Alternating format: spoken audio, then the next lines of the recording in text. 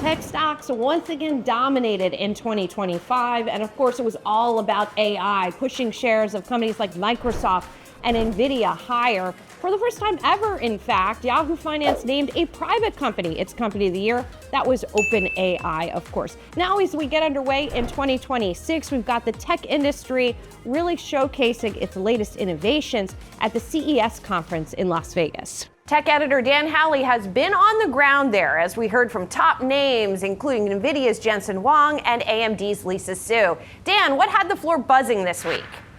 CES 2026 has been dominated by three main themes: AI, chips, and robots. Let's talk about them. AI, you cannot throw a rock without hitting something that has AI plastered on it, whether that's for good or bad. We saw AI TVs, there's an AI toilet, there's AI all over the place. Now, when it comes to the chips, we saw huge announcements from the likes of Nvidia, AMD, Qualcomm, and Intel. Nvidia showed off their new Rubin platform.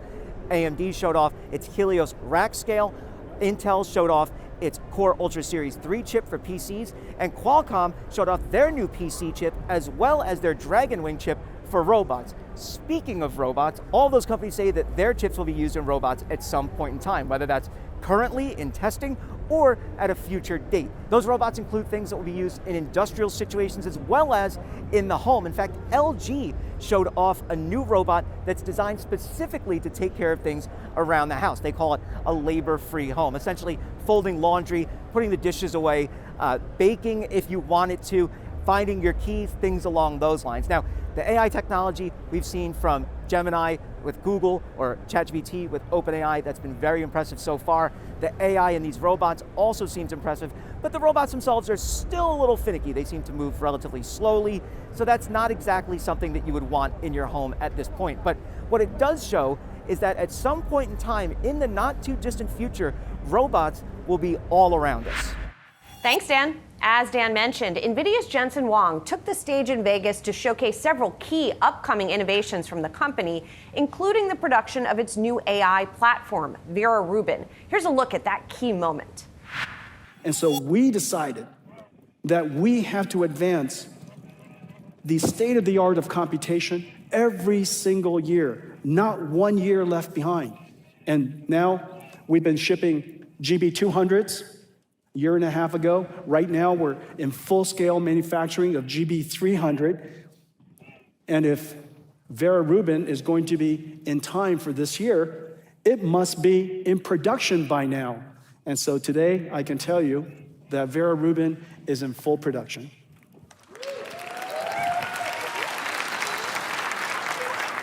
You guys want to take a look at Rubin? All right, come on. Play it, please.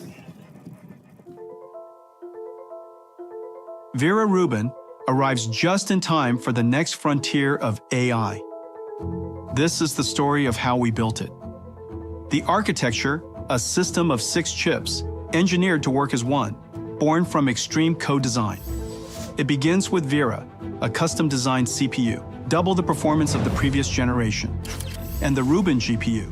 Vera and Rubin are co-designed from the start to bidirectionally and coherently share data faster and with lower latency. Then, 17,000 components come together on a Rubin compute board. High-speed robots place components with micron precision before the Vera CPU and 2 Rubin GPUs complete the assembly. Capable of delivering 100 petaflops of AI, 5 times that of its predecessor. AI needs data, fast.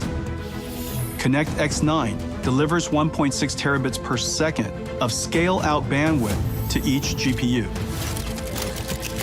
Bluefield 4 DPU offloads storage and security, so compute stays fully focused on AI. The Rubin compute tray, completely redesigned with no cables, hoses, or fans. Featuring a Bluefield 4 DPU, 8 Connect X9 NICs, 2 Vera CPUs, and 4 Rubin GPUs. The compute building block of the Rubin AI supercomputer. Next, the 6th generation NVLink switch.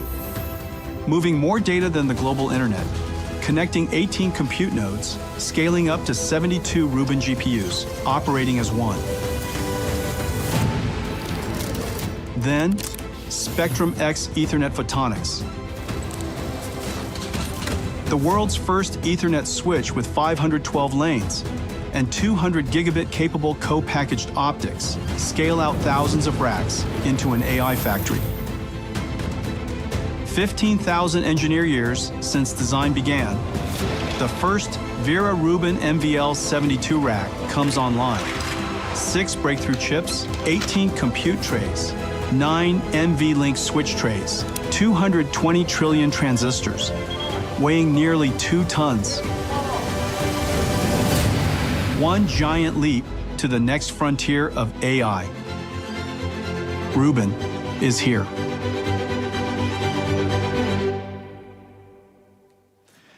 What do you guys think?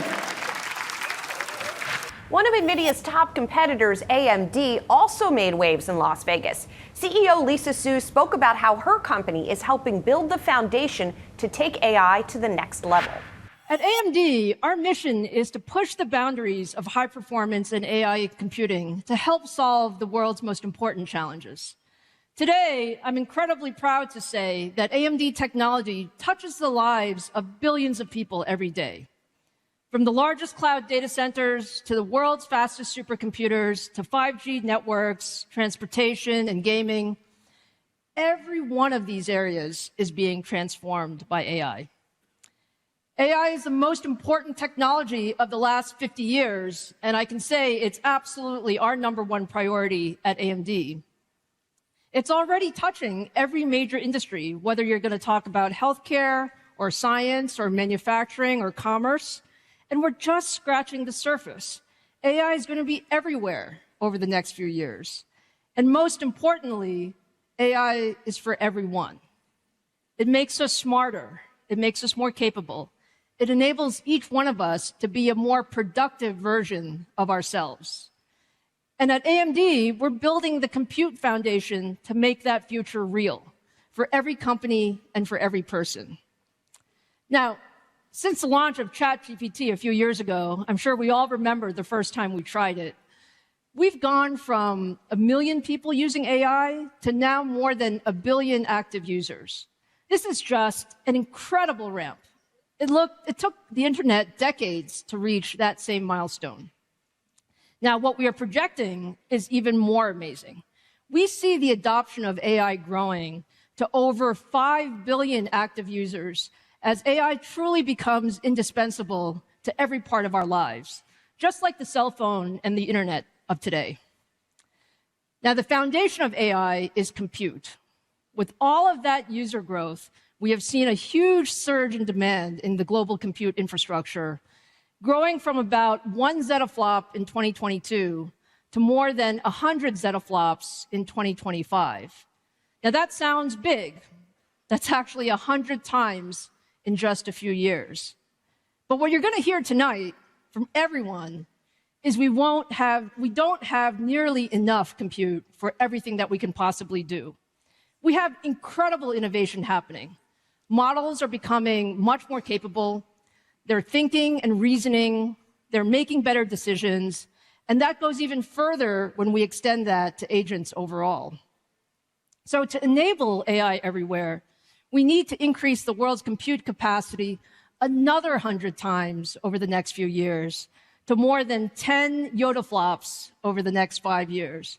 Now, let me take a survey. How many of you know what a yottaflop is? Raise your hand, please. A yottaflop is a 1 followed by 24 zeros. So 10 yottaflops is 10,000 times more compute than we had in 2022. There's just never, ever been anything like this in the history of computing. And that's really because there's never been a technology like AI. Now, to enable this, you need AI in every compute platform. So what we're going to talk about tonight is the whole gamut. We're going to talk about the cloud, where it runs continuously, delivering intelligence globally. We're going to talk about PCs, where it helps us work smarter and personalize every experience that we have.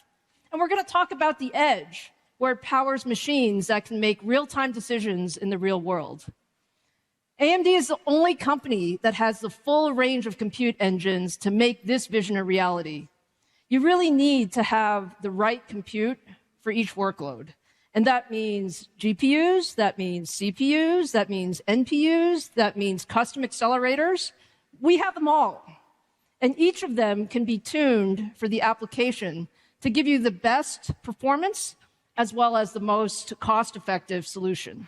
The competition to own the future of AI is fierce. And while Nvidia has been the darling of late, companies like AMD are nipping at its heels. Yahoo Finance spoke with experts about the tightening competitive landscape.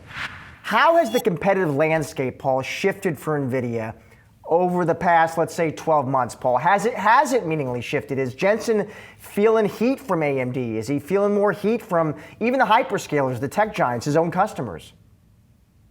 Excellent question, Josh. I really admire Lisa Su and what she's done with that marvelous turnaround at AMD. And yes, they are starting to close the gap on a technology basis. However, the gap that they look to close is very, very wide. And so to answer your question directly, yes, they've closed the gap a bit, but it's still very wide. And the nice thing that Nvidia has, first of all, it's focused on AI accelerators, where AMD still has a good portion of its revenue coming from some old school product with lower potential margins. And also, AMD does not have the full stack, including the software that Jensen Huang demonstrated on stage and emphasized on stage today in Vegas at CES. And so over time, customers definitely want to have a second source. And so they will always keep AMD in the mix. But I still think even though AMD has closed the gap a little, it's still a super wide gap, Josh. And I'm very encouraged that Nvidia will continue to stay ahead. Sit back, relax, and enjoy the ride. Thanks to Nvidia, that's right, the chip maker is making a foray into autonomous driving to compete with the likes of Tesla. CEO Jensen Huang unveiled the initiative at CES in Las Vegas. Today, we're announcing Alpamayo, the world's first thinking, reasoning autonomous vehicle AI. Alpamayo is trained end to end, literally from camera in to actuation out. The camera in, lots and lots of miles that are driven by itself, where we human drive it, driven using human demonstration. And we have lots and lots of miles that are generated by Cosmos. In addition to that, hundreds of thousands of examples are labeled very, very carefully so that we could teach the car how to drive. Alpamayo does something that's really special. Not only does it take sensor input and activates steering wheel, brakes, and acceleration, it also reasons about what action it is about to take. It tells you what action it's going to take, the reasons by which it came about that action, and then, of course, the trajectory.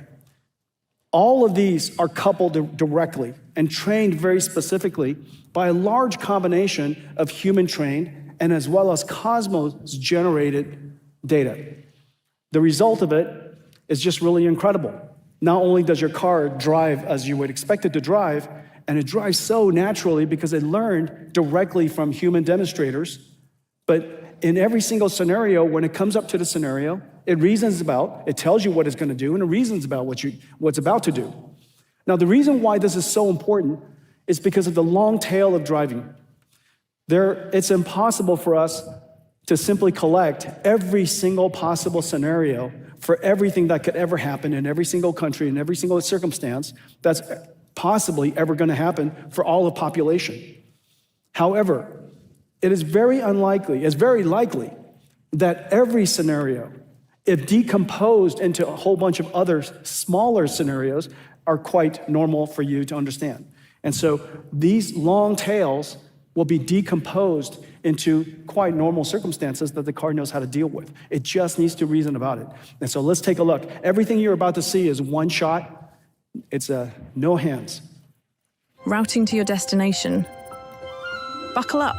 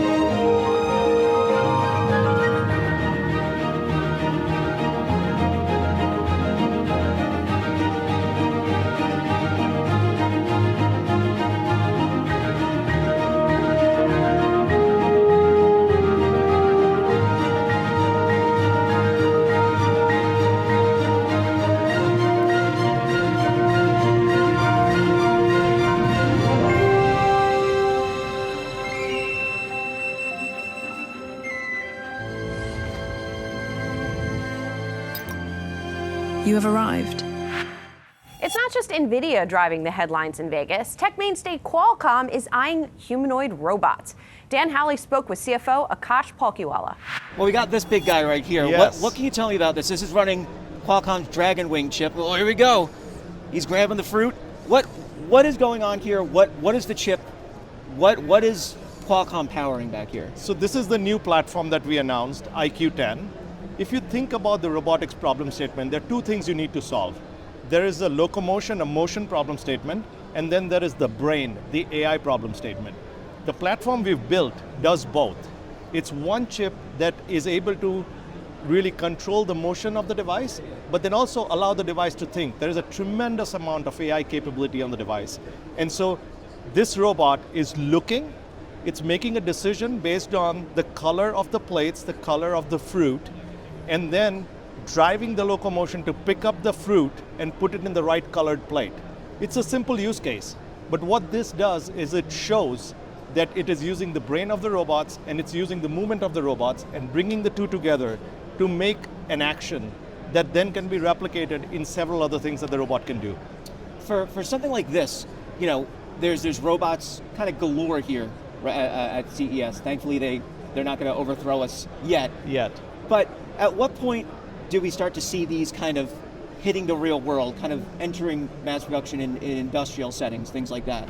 Yeah, I think what we've seen so far in robotics is largely purpose-built robots and purpose action robots. They do specific set of things.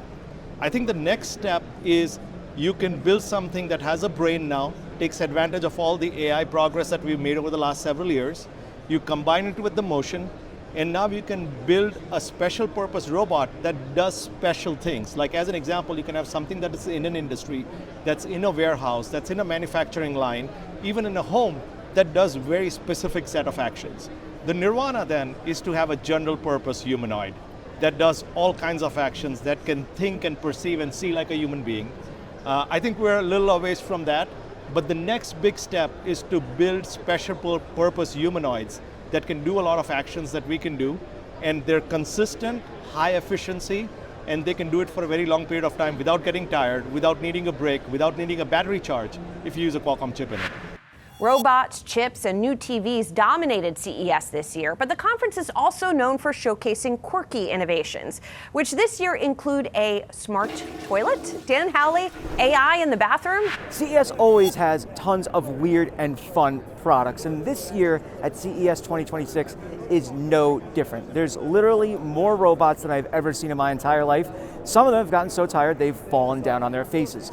Outside of robots, we've also seen video games that you can play in your car, on your car's infotainment center when you're parked, not driving, of course.